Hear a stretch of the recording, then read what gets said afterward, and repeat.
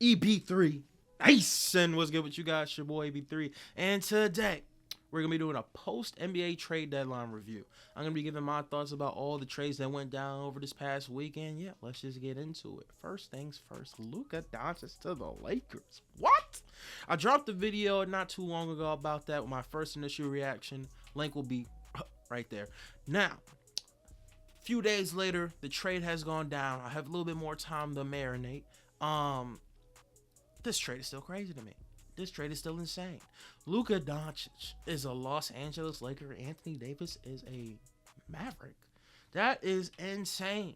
Now, at this point, Mark Williams has already been traded to the Los Angeles Lakers, but that trade has also gotten rescinded. And before that, I'm thinking, okay, the Lakers need to fill this hole of the center position if they're trying to compete. I'm thinking maybe they won't do it this deadline. They probably do it in the offseason. Then, like, next year's when they really start to build a real competitive team around Luka Doncic. They did that earlier than I expected by trying to acquire Mark Williams. But Mark Williams just can't stay healthy, man. He's been unhealthy in Charlotte since he's gotten into the league. And obviously, he didn't pass the physical to join the Los Angeles Lakers. So that trade is done, rescinded. And he's going to go back to Charlotte, to connect still a Laker. And either way, you have Luka Doncic, you have LeBron James. You can build a team around that. This year, you're probably not going to go anything outside the first or second round because you don't have a center. If you match up with a lot of these teams in the West that have dominant centers, you're just not going to go far. You need a center. So, next year in the offseason, you'll get a center. It'll be fine. That's kind of how I feel about the Lakers. Like, you won the trade. You got a generational talent for the next 10 years at least. If you re-sign them. You do have to re-sign them now, but I'm like, it's the Lakers. You might as well. I think Luka Doncic is going to re-sign unless he just hates Laker media. He hates being in LA. Like, more than likely, he's going to re-sign to the Los Angeles Lakers. So, in that case, you won the trade deadline. You still have a couple assets left to continue building around Luka Doncic. Make this team great. You'll be fine. Maverick side of things, it's very interesting. It's very interesting. You do get Anthony Davis. Anthony Davis is a great talent, two-way superstar, phenom. He could defend on the perimeter. He could defend the interior. He's going to block shots. He's going to cover up so much space. He can get buckets on the offensive end. He can face up, got a mid-range, can finish at the rim. Can hit the three on occasion. Like, you do get a superstar talent. He's just 31. So now your window is right now. You got Kyrie Irving, Klay Thompson, PJ Washington, AD Lively when he comes back. That's a great starting five. But the only thing about that starting five is PJ Washington needs to be a real good catch and shoot shooter for this team to work. And Kyrie Irving needs to be a really, really good playmaker. Now, I've watched a lot of Mavs games, and I do see them naturally, like, able to share the ball. Like, the ball doesn't stick when Kyrie Irving is at the helm of the offense. And that's perfectly fine, but we do need to see Kyrie Irving on ball more, creating for Anthony Davis, Klay Thompson, Lively. Like, Kyrie Irving has to do that job. And he hasn't been doing that job because he had Luka. He's been so infatuated with playing this off-ball scoring combo guard role on the team. So now that shifts. And he's going to have to make that change on his play style. Will he be able to do it? I don't know. I think he's capable of doing that. But after these 1 or 2 Mavs games that I've been watching since the trade has happened, I don't really see Kyrie Irving taking on that role. I still this last game, I saw PJ Washington bringing up the ball. Why is PJ Washington bringing up the ball? I'm seeing Dante Exum in the starting lineup playing point guard. Kyrie Irving, that is your job. I don't know what's going on. I don't know what Kyrie want to do. But I think he needs to just man up, take on the point guard role. I know you've been a 2 guard for the past couple years. Bro, be a point guard, facilitate, get your buckets, and just run the offense. And with that, you do have a great team around you. You got that lineup, the starting lineup that I just mentioned. You got Gafford off the bench, Max Christie, Caleb Martin's going to get some buckets. You got Exum. You got Dinwiddie. That's not a bad team. It just really depends on how high of a level can Kyrie Irving and Anthony Davis play at a consistent level to get your team over the hump. You have all the pieces there. It's just like, are those 2 guys really going to be able to do it? And is the spacing enough? You're going to need shooting. Klay Thompson, excellent three-point shooter, one of the greatest of all time. he hasn't been very consistent over this course of this year. So can he really just lock in and be that one main space? Because PJ Washington, he's only really spacing the floor when he's going against OKC. His 3-point shot is inconsistent, and then you're going to need somebody to hit those threes when you have Anthony Davis in the post and he's trying to kick the ball out. Somebody's going to hit those threes. You're going to have Kyrie and Klay. PJ Washington, we're going to need you to space the floor as well. So it's not a terrible trade, but I don't know how much better the Mavs have just gotten. I think there's a world where they can go to the finals and win this year, potentially. But I also can see them losing in the first or second round. Okay, let's move on to the next big trade. We got Jimmy Butler to the Golden State Warriors. After all this time, all these months for the start of the season, Jimmy Butler is not a Phoenix Sun, but he is a Golden State Warrior. Now, this trade, this whole saga is ridiculous. We had Jimmy Butler trying to force his way to Phoenix this whole time. Then there was a point where he was going to go to the Warriors, and then they were going to try to flip him to the Suns to get Kevin Durant, and the Suns were going to do that. So it was just a whole situation. KD was like, I don't want to go to the Suns. And now all of a sudden, Jimmy Butler's on the Warriors. And what is that really doing for Golden State? Like, okay, you get a player in Jimmy Butler who has been a superstar in the playoffs and like an all-star level player in the regular season. He is someone who can defend at a high level. He can play make at a high level. He can make some mid-range jump shots. He can attack the rim. He can score the ball relatively well. It really just depends on what Jimmy are you getting. We've seen playoff Jimmy Butler been playing like a generational talent at that point. Then you got regular season Jimmy Butler, who's been in and out the lineup, not always healthy, not always committed to the regular season. But, I mean, at this point, going to Golden State after not having played basketball for multiple games because you've been suspended, I think you will get a motivated Jimmy Butler.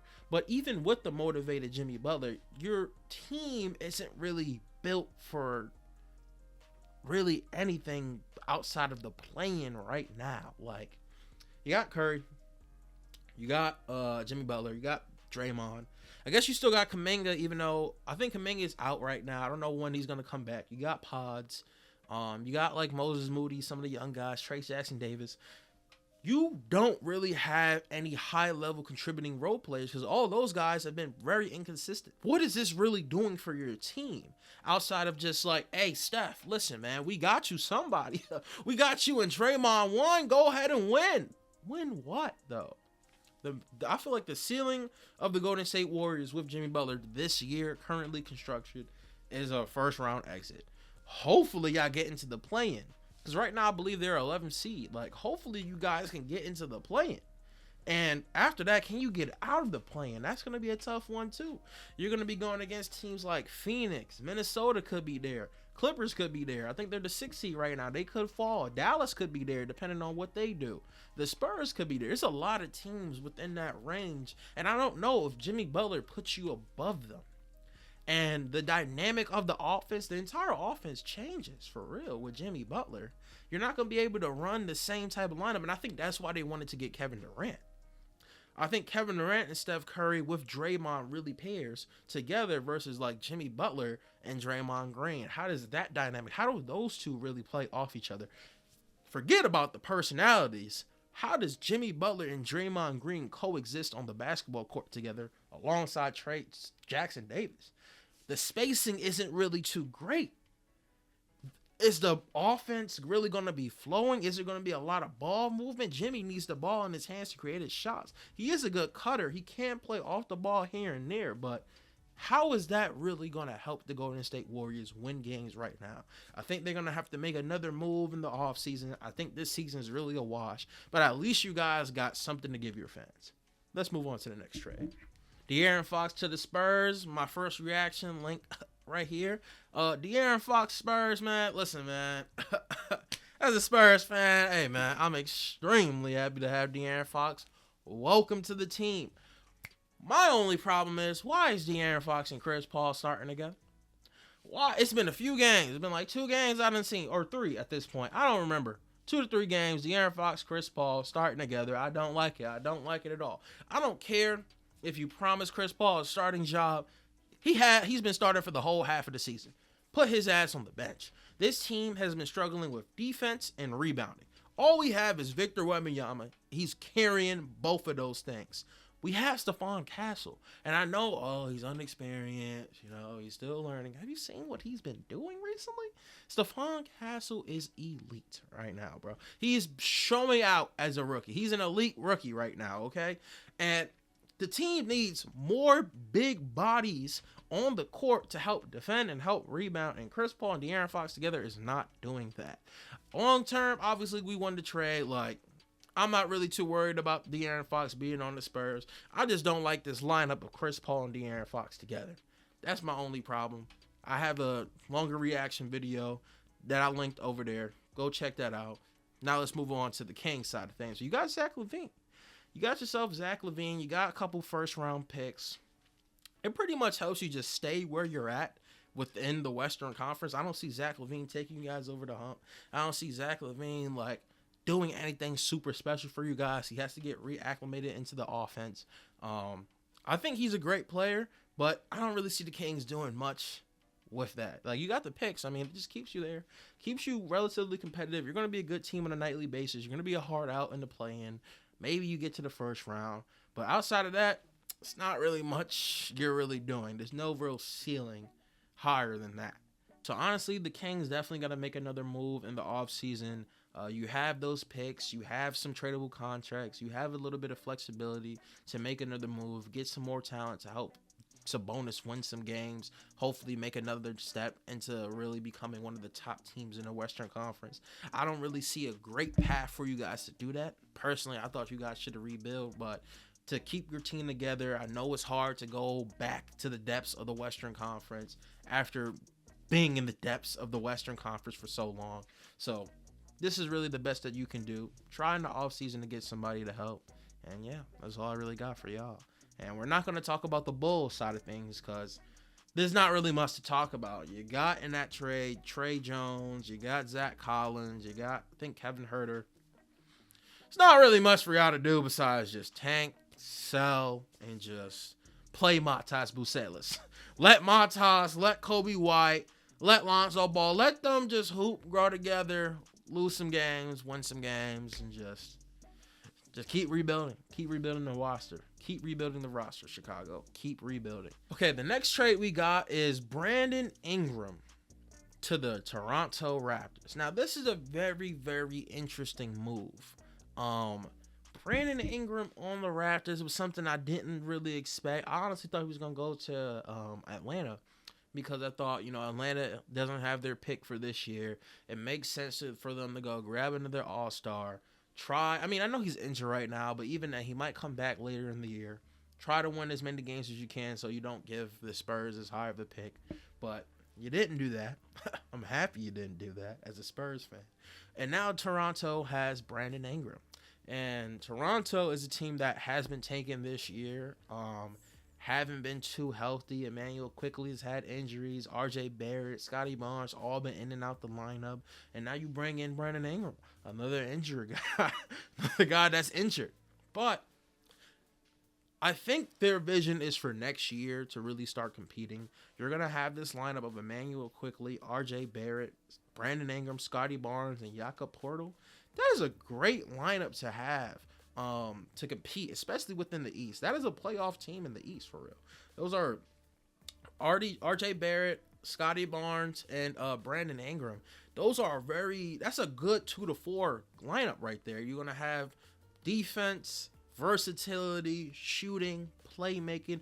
All those guys can do that at a very high level. They all can comfortably switch 2 through 4, and I think Toronto is really positioning themselves up well to take that next step in the retooling of their roster.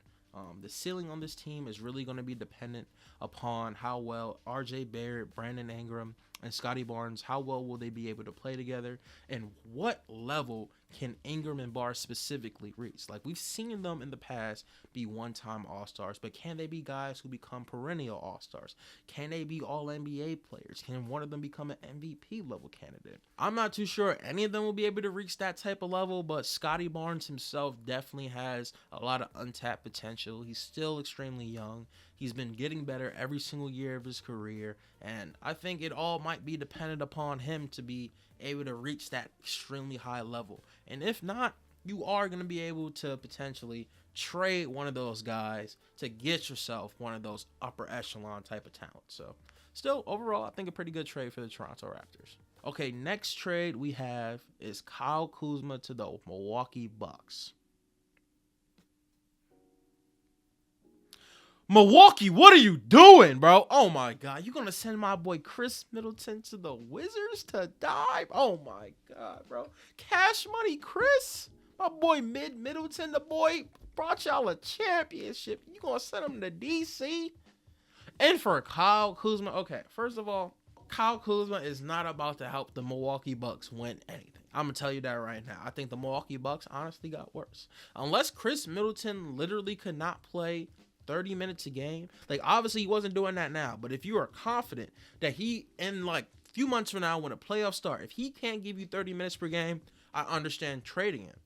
But for Kyle Kuzma is someone who doesn't space the floor well. He doesn't defend well. He can play make here and there, but only when he decides to, which isn't fully often. Have you seen him on the Wizards?